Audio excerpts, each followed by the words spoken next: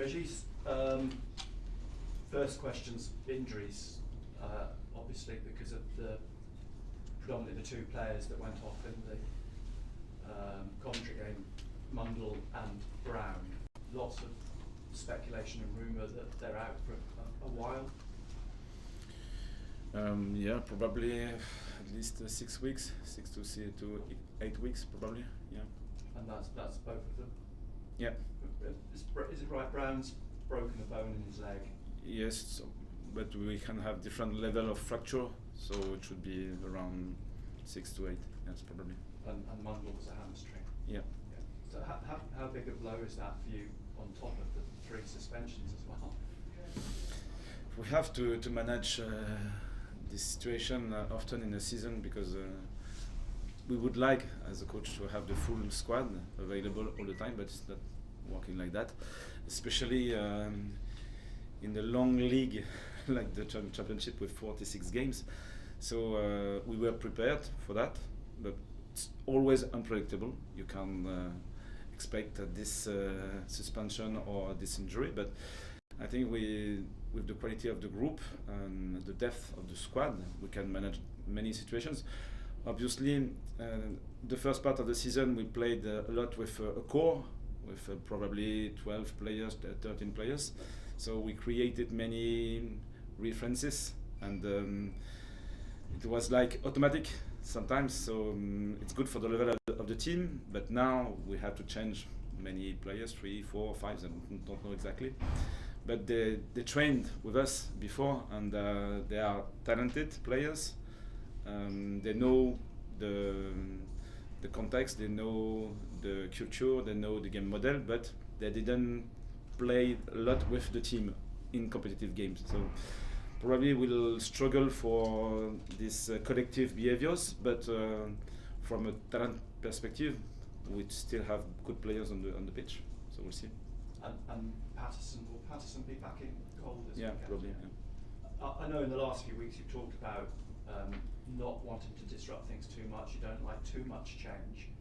So is the fact that you could possibly have to make 4 or 5 changes this weekend, is that thrown it all a bit in the air for you? Yes, as I mentioned just before, football is unpredictable, life is unpredictable, so we have to manage the situation with confidence. I trust the team, I trust the player, I trust the mindset of the team. It was the case this morning. We had the full group again and after this international break, and the mindset of the team was very good. So these players played in the championship before, obviously not in that team, in that setup, but they are ready. Yeah. You've talked about this team, it's developing, and you're looking for consistency. And you've always been attack-minded, you've always liked this team to try and push on and win games. This particular game, because of the problems you've got in terms of losing players through suspension and injury, are you more minded to be a little bit more risk-averse and be a bit more defensive in your outlook? No, not really. We used this international break to make like a review of our game model, and we had a presentation this morning. We'll have another one this afternoon, and probably we have to. We were probably at the 3rd or 4th layers in many different phases. Now we have to restart from the first one or the second one to master the foundations, and but for the mindset of the team, it's still the same idea. The identity of the team, of the club, of Sunderland in this championship is still we want to win. We want to play fast, use fast attack when it's possible, with probably less possession, but it's not a problem for us. We want to score, and in possession we want to. Out of possession, we want to defend together with a compact block. When it's possible to push more, to be more aggressive, let's do it. But we want to protect our goal, and we made maybe 9 or 10 clean sheets so far. So the identity is still the same, but with different players, different stages, and different opponent as well, because it's still a new experience. So we'll see, and I'm still confident. And have you brought players like Ashish and Bar back into your first team group, if you like, to give you a bit more flexibility? Yeah, they are in in the first team group. They were a little bit far from the main selection, but they trained properly. They played with the under 21s, and their mindset are very good, so they are ready to be selected. Yeah. And I'll ask you, and you probably won't say because it's Millwall and you don't want to give anything away, but are you tempted to maybe go to 3 at the back for this game, or I know you prefer 4, but is it something that's crossed your mind? You have to wait the whistle. Oh, it's a back 5. No, it's a back 4. I don't know. As you say, is he fit? Is he? Yeah. Yes. I don't know if you've ever watched the television program Ted Lasso. Have you ever seen that series? Yes. Yeah. There is one episode where Ted Lasso's team has to face Manchester City and odds are against them, and he has chaos theory. Chaos from free kicks and the like. Are you going to take a leaf out of Ted's book, your set pieces? It's a really strong team and set pieces. Yes, it's true, but it's not the first one we will face with. So it's a characteristic of many teams in that league, and so far we defended well in this phase. So we have to maintain our level. Yes, it's one of their characteristics, but not the only one. They have many interesting elements in their game. So they played and won many games so far. So it's a good team again. Yeah. Everyone talks about Jake Cooper being their real threat from set pieces, 6'6", and he's caused Sunderland problems in the past. I'm assuming that you've obviously done your homework on that aspect of their play, but as you say, their recent record. They're one of the form teams in the division. It's probably not the best time to be playing them. We never know before. Sometimes you can feel that you have your strongest team, but you can't face with the problem on the pitch. And later with another team, you don't expect any more, but on the pitch they are very good. So for me, I don't have at the moment any expectations. Just make our job properly. We have quality on the pitch. With the injuries and suspensions, we'll have less references, okay, but good players are good players, so they can play. Yeah. You've spoken a little bit about Milan Alexic over the last couple of weeks and where he is in the scheme of things. He played for the under-21s in the week. Is he closer in your mind to being involved? Yeah, it's the case. It's still a young player. We spoke about it before, and sometimes you are waiting for the right opportunity. It was the case for Tommy Watson, for example. He waited for maybe 6, 7, 8 weeks without opportunities, and now it's done. He started, probably will start again, and he got minutes and experiences and confidence as well. So for Milan, it's the case. It's a talented player for sure. He has a high competition in his zone with Régis, with Brownie, with Job, who played in that position in the beginning of the season. So he has to wait because competition is like that, and he's working hard. So probably, I don't know if it will happen this weekend, we'll see, but he's very close, yes.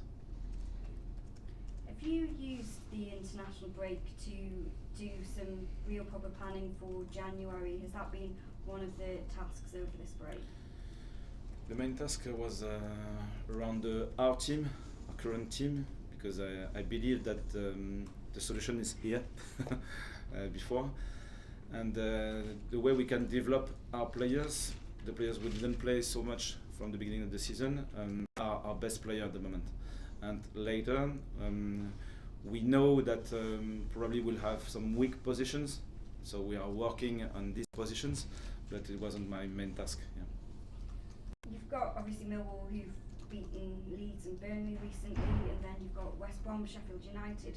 These kind of 3 really big games. Do you feel like you'll have a better idea of where you are in the promotion race in this kind of next week or so? It's a big challenge. It's a massive week, you can say like that, and interesting challenges. doesn't mean if we win or if we lose these games that at the end we will be on top of the table or the bottom of the table, because it's still 17, 18 rounds of the league.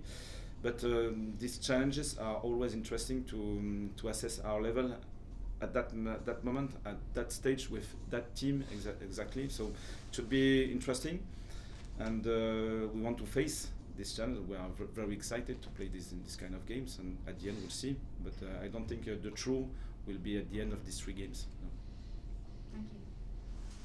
Thank you. How much confidence does it give you that this is a difficult weekend because of your situation with injuries and suspensions? But it seems most challenges that the group has faced this season, they've found a way to match the challenge. So does that give you confidence that they've been to places like Luton and they've done well? Yes, it's really the case, because when we put the lineup on our office, okay, that year, I'm very confident with the starting lineup, and I'm confident with the subs we'll have on the bench. Obviously, it's different. So when you have a bigger experience behind you, you can believe that this triangle will work well, because they used to play against many teams and they face the challenge every time. So you can be confident, but sometimes you can find like we struggled against Plymouth, for example, with a winger. Winger was on fire. It was impossible to stop him, and we were confident with our triangle, but we didn't face it. So it's possible. So we have to find out a new setup, but for me it's very exciting. Instead of I'm not confident, I'm unsure. It's not the case, because football is like that. We need 22 players in the team. We know that in a league with 46 games, we'll have to manage many different situations, and we are in that mindset. You mentioned the numbers there. 46 games. You've known all along what the championship is all about. There's 9 games between now and January the 1st. Okay. It's extremely intense. Do you feel like the squad's in a good place to sort of face that challenge in the weeks ahead? It will be positive to face with that group, and at the end we'll have I think a good assessment of the depth of the squad, and because we didn't use this player before, we don't know really what they are able to do, and they need opportunities, and the best challenges are better because they know that they have to give 100%, and they have to be connected, because if we play alone, it's impossible to face with this challenge. So the condition is very interesting to test and to challenge the team, and I believe they are able to do it. Régis, if promotion is a serious consideration, is this the type of game, despite who they've beaten recently, obviously they've beaten Burnley and Leeds, that if you went there and won, you'd actually make a statement, you could say, yes, we are in this race? It's too early, I think, because for a French coach, it's the warm-up. Now we are going to start the league, really.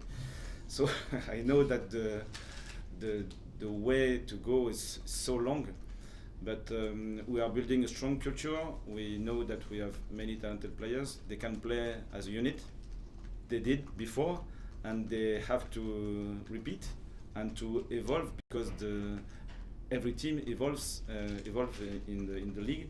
So we have to make progress. We have to introduce new layers. We have to test, manage the depth of the squad, and so on. So at the minute, we played well. We can struggle. It's possible to have maybe 4, 5, 6, 7 games with bad or poor results. It's possible. It doesn't mean that at the end you won't be involved for the race. It's still possible. So at the end, our main focus is to improve the team, to manage the situation with the players we have in the team, and I believe that they are able to cope with the situation.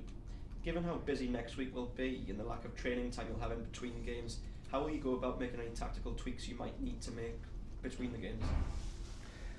Because in that situation, our game model is the solution, how we want to play in every phases. So it was very interesting during this international break to reassess this game model and to define the different layers and to say when we played like that in that phase, in that moment of the game, we were efficient, and when we made these mistakes, we were in trouble.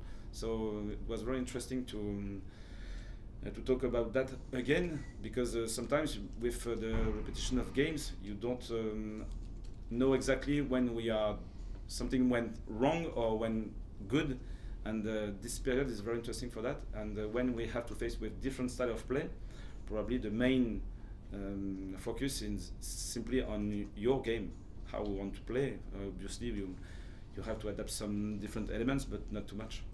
And you mentioned there that obviously we're not that close to the end of the season, promotion is a long way off, but is there a worry that because of the situation you've got yourself in and how well some of your young players are playing, that if you weren't to go up, other teams from perhaps the Premier League will be sniffing around and maybe try and prize them away?